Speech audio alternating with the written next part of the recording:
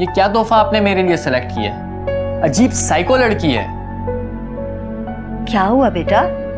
माना वो नेक सीरत बीबी है, मगर उसके पास तो मोबाइल भी नहीं है। जब भी उसे फोन पर बुलाओ तो साफ जवाब मिल जाता है। मुझे ऐसी लड़कियां हरगिज पसंद नहीं है अम्मी। पता नहीं क्या मसला है जिसकी वजह से उन लोगों ने उसको छुपा के रखा हुआ है। मुझे तो कुछ गड़बड़ लगती है अम्मी। अरे नहीं नहीं बेटा, खामखा जज्बाती मत बनो। ये बहुत अच्छी खूबसूरत मासूम सी लड़की है वो। खूबसूरत और मासूम तो आपकी नजर में फिरदौस भी थी अम्मी। बस आप रहने दें। और ये लोग 2 नंबर और धोखेबाज हैं। उनकी अपनी बहू, क्या बताऊं मैं आपको उसके बारे में। इस कदर आवारा है। जब से बाबर बाहर गया है हर रोज एक नए लड़के के साथ घूमती फिरती नजर आती है अम्मी वो। मुझे तो लगता है कि पर्दे की आड़ में जरूर हमसे कुछ ना कुछ छुपाया जा रहा है। बस आप मुझे उसकी तस्वीर लाकर दिखाएं। हाँ, आज ही मैं उनकी तरफ जाती हूँ। और अगर उन्होंने हमारी बात ना मानी तो आप मेरा फैसला भी सुन लें अम्मी। मैं उस लड़की से हरगिज शादी नहीं करूंगा। बेटा, जज्बात में कोई फैसला करने से पहले मुझे एक दफा उनसे बात करने दो। जरूर पूछें, मगर ये बात भी जहन में रखें कि सोबत का असर जरूर पड़ता है। दिन रात जो उसकी भाभी के यार दोस्त घर में आते जाते रहते हैं, तो क्या वो उनके साथ इन्वॉल्व नहीं होगी? और मुफ्ती साहब नेकी, शराफत और पर्दादारी का जो ढोंग रचाए बैठे हैं, वो समझते हैं कि वो सबसे बड़े पारसा हैं और बाकी सब गुनहगार। ये दोगले लोग बहुत खतरनाक होते हैं अम्मी।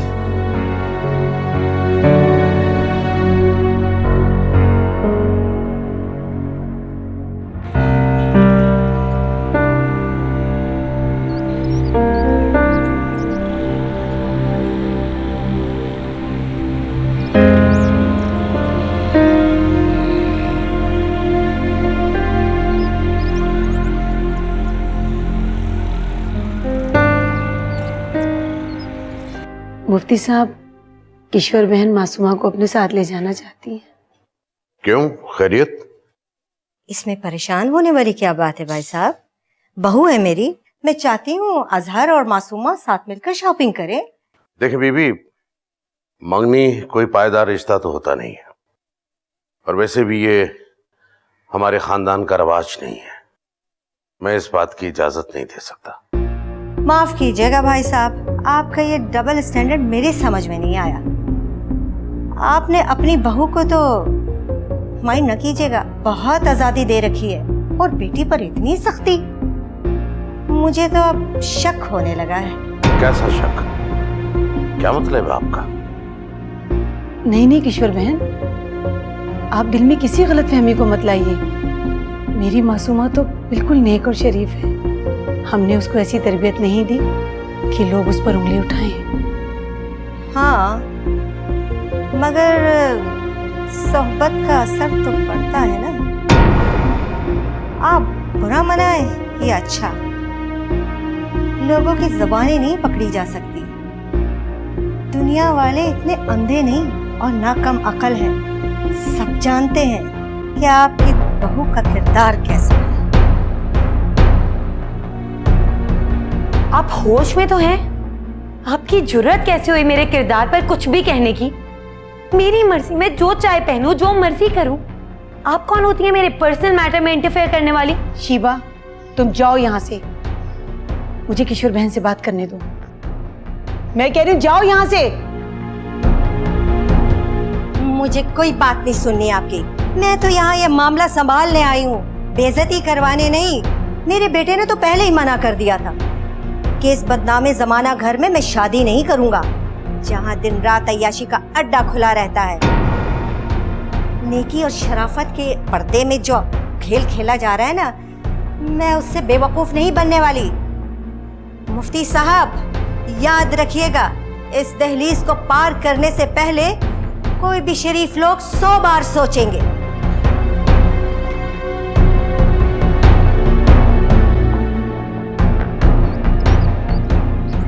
तुम उसे लेकर सीधा मेरे पास आ जाते तो ये गड़बड़ ना होती, मगर तुम्हें तो पैसों का लालच था। सेठ अमान के पास ले गए। बेवकूफ, बेड़ा गर्क कर दिया तुमने हर चीज का। मामू, मुझे क्या पता था कि वहाँ मम्मा और डैड दोनों ही आ जाएंगे। बेवकूफ इंसान, जब अकल नहीं थी तो इतना बड़ा फैसला क्यों किया मुझसे पूछे बगैर? अब मैं क्या करूं? सेठ अमान को भी पुलिस पकड़ के ले गई है। कुछ नहीं कर सकती पुलिस उसका। एक दिन में वो बाहर आ जाएगा और फिर तुम्हें भी ठिकाने लगाएगा और मुझे भी। क्या हो गया? खैरियत तो है? तुम्हारे होते हुए खैरियत हो सकती है? तुम्हारी वजह से मैं इस मुसीबत में गिरफ्तार हूं। तुम तो जाओ यहां से।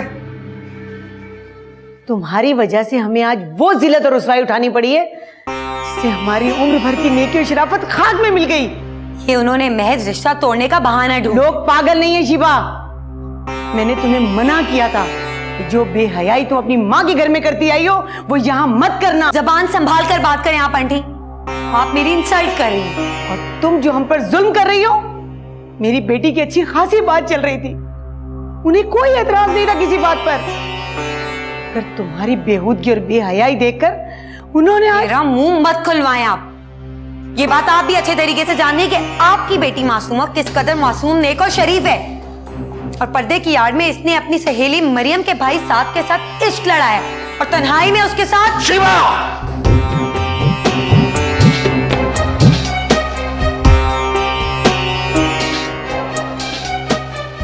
शरीफों के घर में रहने वाले तौर तरीके सीखो। चीखे मत और पूछे अपनी इस नेक परवीन बेटी से और अपनी इन बेगम से कि आपकी पीठ पीछे क्या क्या करती फिर रही हैं लोग। मैं बुरी हूं, बदनाम हूं, लेकिन डंके की चोट पर हूं। जो अंदर से हूं वही बाहर हूं। लेकिन ये तो आपकी पीठ पीछे साथ के साथ अपना मुंह काला... जबान को लगाम दो। मेरी मासूम बेटी पर इल्जाम लगाते हुए तुम्हें शर्म नहीं आई? तुम्हारी वजह से इसकी मंगनी टूटी है और इसी पे इल्जाम तराशी कर रहे हो। तबाह हो जाओ।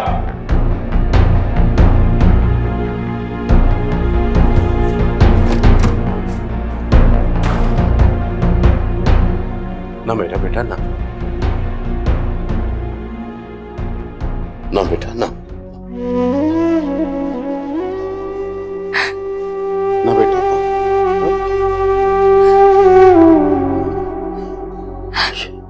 मैं अपनी बेटी को जानता हूं। इन लोगों की बातों को दिल पे मत लो, बकवास करते हैं। तो मेरा मान है, बाबा का गुरूर।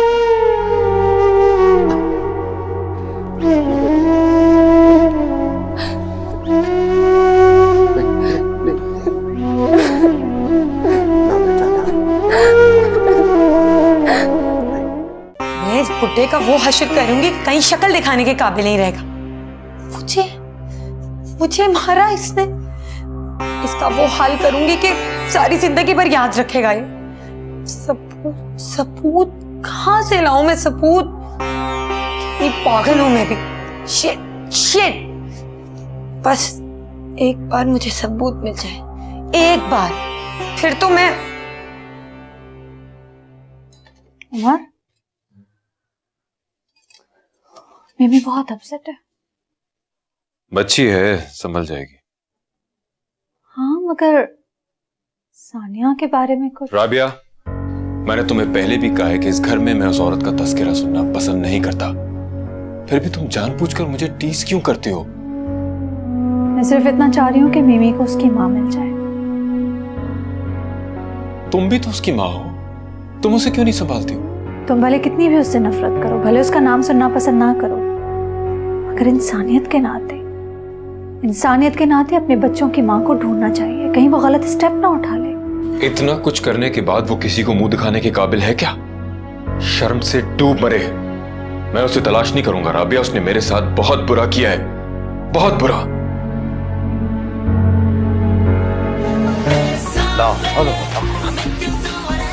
आशा बेगम।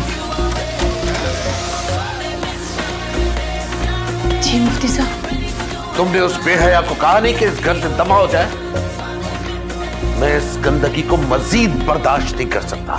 सुनो तुमने क्या कह रहा हूं मैं आपको क्या बताऊं मुफ्ती साहब, वो अब यहां से नहीं जा सकती। क्या? क्यों नहीं जाएगी? ये उसके बाप का घर नहीं है, धक्के देके निकालो उसे। ये अब शिबा का घर है। क्या क्या मतलब है? आपने ये घर बाबर के नाम लिखवाते हुए ये नहीं सोचा कि हमारा क्या होगा। तुम कहना क्या चाह रही हो? बाबर ने ये घर अपनी बीवी के नाम पे लिखवा दिया। अब हम उसे नहीं, वो हमें यहाँ से निकाल सकते। ये किसने बताया तुम्हें? बाबर ने।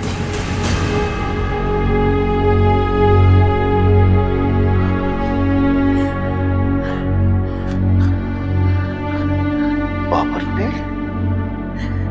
मुफ्ती साहब आपकी तबीयत खराब हो जाएगी, खुद को संभालें। मैं ठीक हूँ। बाबर ने बताया था।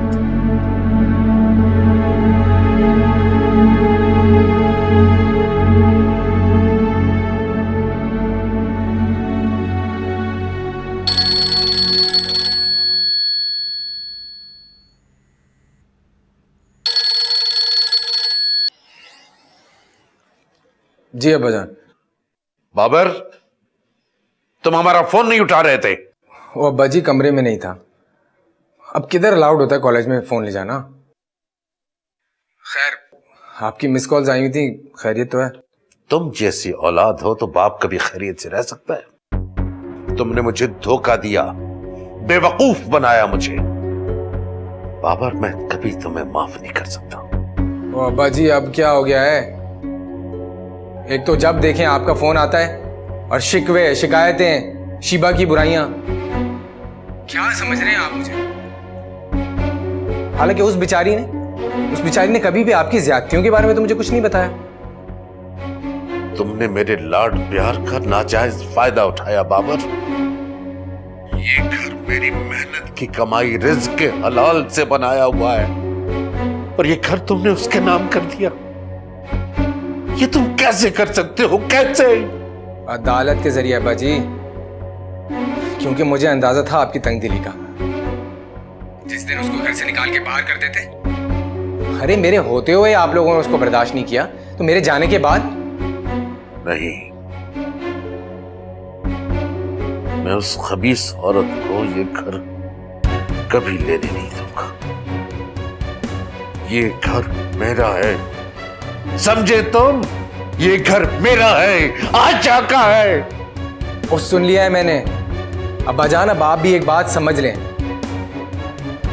अरे बुढ़ापे के आखिरी 4 दिन हैं, क्यों नहीं हंसी खुशी गुजार लेते? अब जिस दिन वो घर से निकाल बाहर करेगी तो उस दिन मुझे फोन करेंगे कि तुम्हारी बीवी ने ये किया वो किया। जैसे वो कहती है वैसे क्यों नहीं कर लेते? क्या फर्क पड़ता है घर किसी के बिना? आपको तो 4 दीवारी चाहिए ना, एक छत चाहिए, मिल रही है आपको। क्यों बिना वजह शोर मचा रहे? रखता हूं फोन में।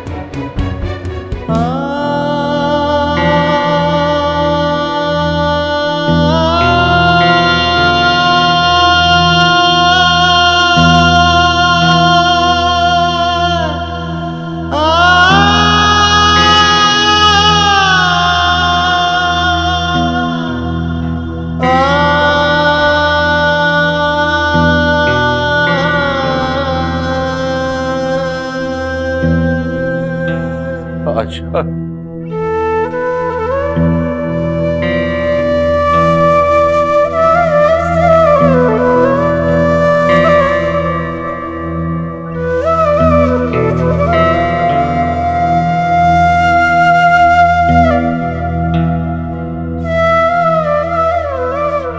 हम लुट गए।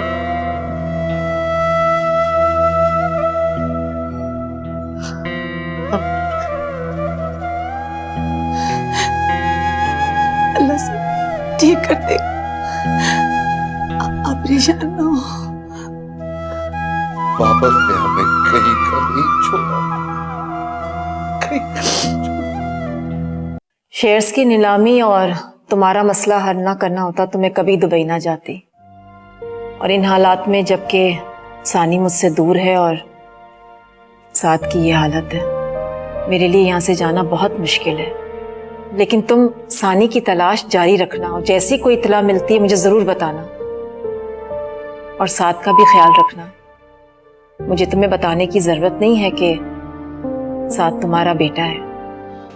मम्मी, आप किसी किस्म की फिक्र ना करें, बिल्कुल कोई परेशानी लेने की जरूरत नहीं। मैं सानी को ढूंढूंगा, और जब तक आप यहाँ वापस आएंगी मैं सानी को ढूंढ चुका हूँगा। और रही बात साद की, तो साद मेरा अपना बच्चा है, मेरा बेटा है।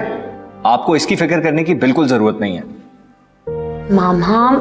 मामा बस थोड़े से दिन और, थोड़ा सा वक्त और फिर मौका मिलते ही मैं इस पूरे टप्पर को घर से चलता करूंगी, और फिर इस आलीशान घर पे होगा सिर्फ मेरा कब्जा। वो लड़का इतना बेवकूफ होगा, इसका तो मुझे अंदाजा ही नहीं था। लेकिन मुझे था मामा, जब भी तो मैंने उस उल्लू से शादी की थी। मैंने घाटे का सौदा तो नहीं किया ना मामा। मुझे पता है कि तुम कितनी ज़हीन हो। अच्छा मामा, अब मैं रखती हूँ, वो विकी आने वाला है ना। विकी?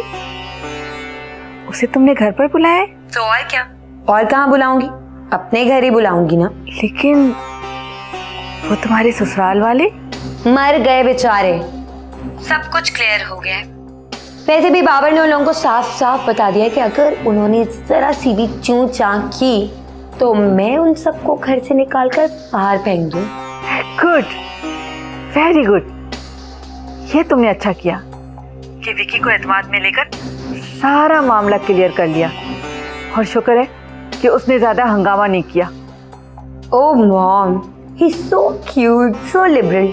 वो ये सब कुछ बहुत अच्छे से समझता है। खैर मॉम, अब मुझे देर हो रही है, मुझे चेंज भी करना है। Okay bye. ओके बेटा, टेक केयर।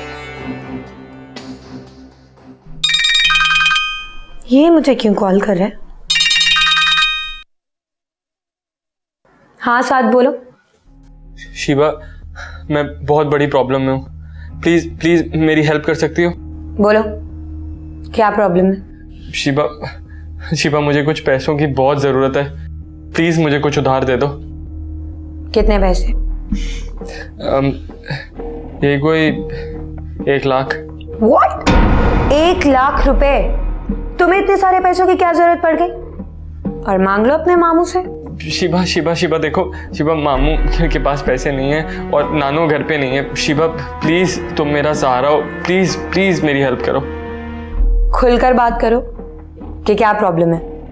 नशा टूट रहा है तुम्हारा? शिवा देखो, अच्छा 50,000 रुपए दे दो प्लीज। शिवा कुछ तो हेल्प कर दो। तुम मर जाओ, आइंदा मुझे फोन मत करना। शिवा दे। मर ही जाइए, मेरा काम तो आसान हो जाएगा। साइकोटिक पागल। बेटा, जब साथ तुम्हें जबरदस्ती ले जा रहा था ना, तो मैं तो बहुत परेशान हो गई थी। कितनी दुआएं मैंने मांगी तुम्हारी इज्जत और आबरू और हिफाजत के लिए। बेटा, अब तुम अपनी माँ के लिए दुआ करो, अल्लाह मियाँ उसकी इज्जत कायम रखे और उसकी हिफाजत करे। अच्छा ये बताओ, तुम्हें नमाज याद है? नहीं दादू, वहां तो मैं नमाज ही नहीं पढ़ती थी। सारी भूल गई? नहीं, थोड़ी बहुत याद है। कोई बात नहीं बेटा, मैं तुम्हें दोबारा सिखा दूंगी। जाओ तुम वजू करके आओ। जी। जाओ। शिवा, कौन है आप? माशाल्लाह बहुत खूबसूरत है। अब्बाजान, बात सुनो मेरी। अब्बाजान। ना, कौन हो तुम? खबीस इंसान, तेरी जुर्रत कैसे हुई मेरी बेटी को हाथ लगाने की? दबाओ जाओ यहां से।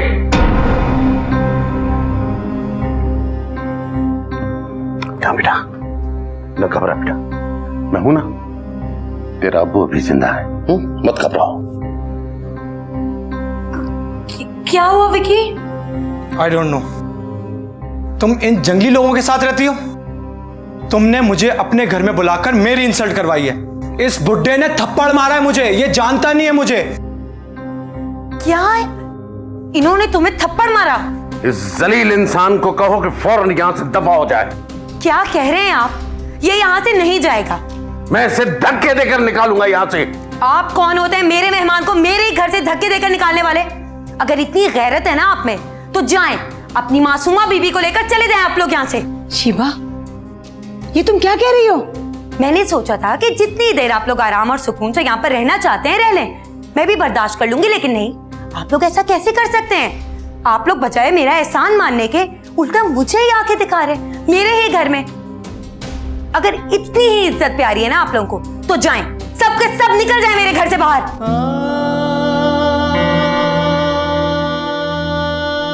जाएं।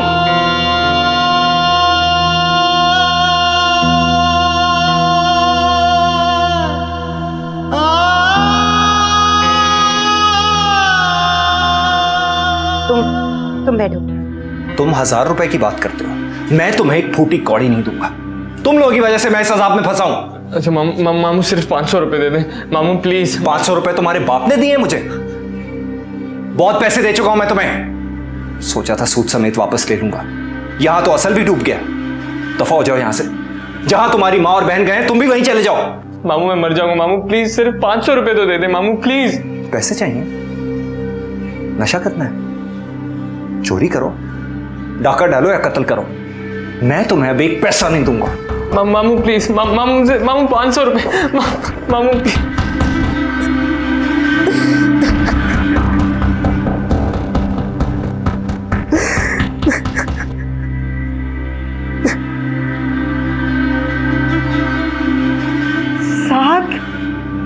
मामी मामी मुझे सिर्फ 500 रुपए दे दे मामी प्लीज। देखे मामी मैं मर जाऊंगा, मैं आपके आगे हाथ जोड़ा मामी प्लीज मामी प्लीज।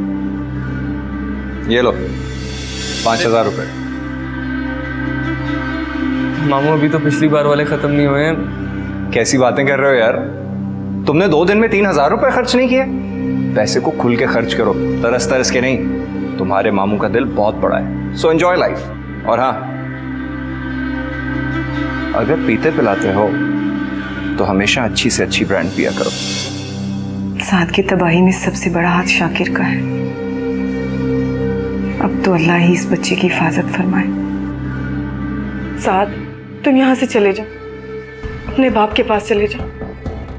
वो मुझे पैसे दे देंगे? हाँ जरूर देंगे, बहुत पैसा है उनके पास, मगर प्लीज तुम यहाँ से चले जाओ। ठीक है, फिर मैं डैड के पास जाता हूँ, वो मुझे पैसे देंगे। उनको तो मुझे पैसे देने होंगे। मामी मामी। क्या बात है बेटा, रो क्यों रही हो? अम्मी जान मुझे बहुत डर लग रहा है। नहीं बेटा, कोई जरूरत नहीं तुम्हें डरने की। मैं हूं ना तुम्हारे साथ। तुम्हारी तरफ कोई नजर उठाकर भी नहीं दे सकता। तुम्हारे अब्बा जान, मैं, हम तुम्हारे साथ हैं मासूमा। अब्बा जान का मुझ पर कितना मान है। मैं उन्हें सब सच सच बता दूंगी कि मैं बहुत गुनहगार हूँ। खबरदार, एक लफ्ज भी मुंह से मत निकालना। जब अल्लाह ताला ने तुम्हारा राज रखा, तुम्हारा पर्दाफाश नहीं किया, तो तुम अपना राज क्यों खोलना चाहती हो? हाँ बेटा, मानती हूं मैं मानती हूं कि हमारी गलती थी। हमने बाबर को खुली छुट्टी दी, उसे आजादी दी, इसलिए कि वो बेटा है। उसकी बदनामी से हम पर कोई फर्क नहीं पड़ता।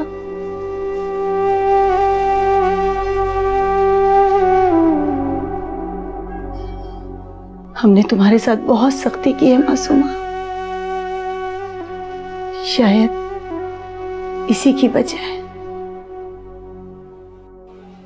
अब तुम सब कुछ भूल जाओ।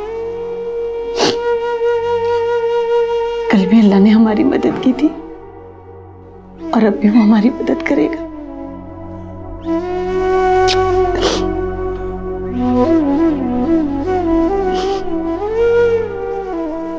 मिमी, अगर हम अखबार में सानिया की गुमशुदगी का इश्तिहार दें, तुम्हें क्या लगता है कि उसे कुछ फर्क पड़ेगा? मेरे ख्याल से आप सही कह रही हैं। हाँ, ये हो सकता है ना कि अगर सानिया वो इश्तिहार खुद पढ़ ले तो खुद ही वापस आ जाए। अल्लाह करे ऐसे ही हो। इंशाल्लाह।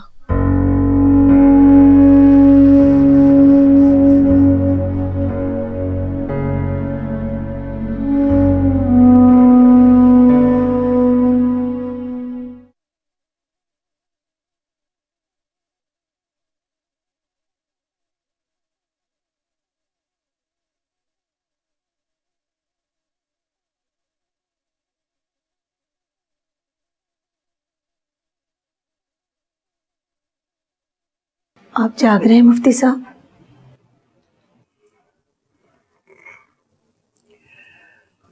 नहीं, कैसे सो सकता हूं? मेरी छत के नीचे एक नामहरम शख्स मौजूद है। कयामत की इस रात को नींद कैसे आएगी? मैं आपकी कैफियत समझ सकती हूँ मुफ्ती साहब, मगर इस कयामत को लाने वाले भी आप ही हैं। मैं? जी आप। ये कयामत की रात आपके लिए शब-ए एहतिसाब भी है।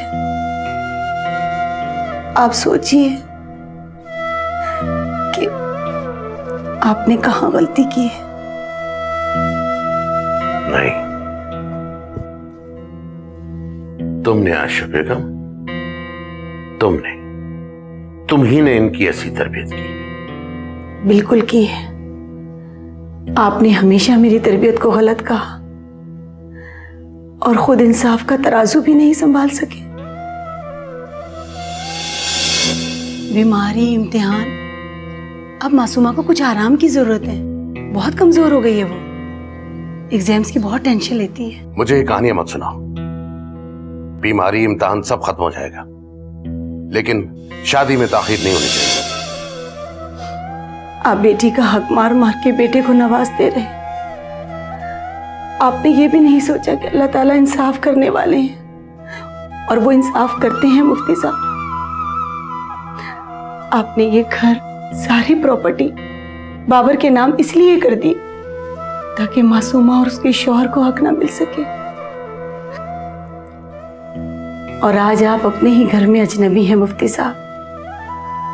जो शख्स अपनी औलाद में फर्क रखता है, अपनी मोहब्बत से इंसाफ नहीं कर सकता, वो कभी खुश नहीं रहता। अब हमारे लिए सेफ्टी हो जाएगी ना। मतलब अब्बाजान के घर आपके नाम हो या मेरे, बात तो एक ही है ना। बस घर में रहना चाहिए।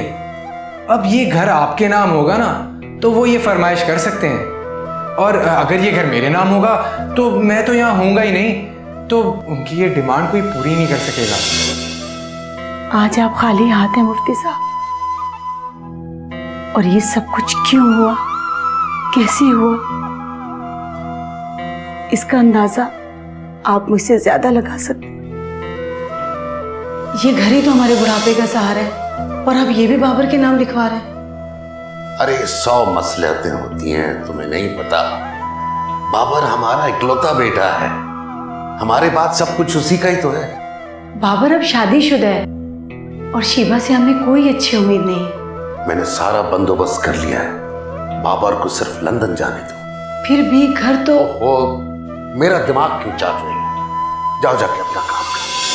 पा रहे हैं सजा उसे की तो हम अजनबी को जो आशना समझे,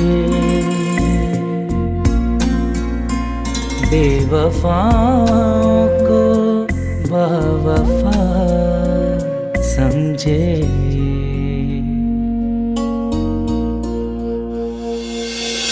राशा बेगम, तुम भी इन्हें तालीम के सिलसिले में कुछ एहसास दिला दिया करो, या ये सारी फिक्र और परेशानी मेरे हिस्से में है? तुम जैसी बेफिक्र और लापरवाह औरत मैंने जिंदगी में नहीं देखी।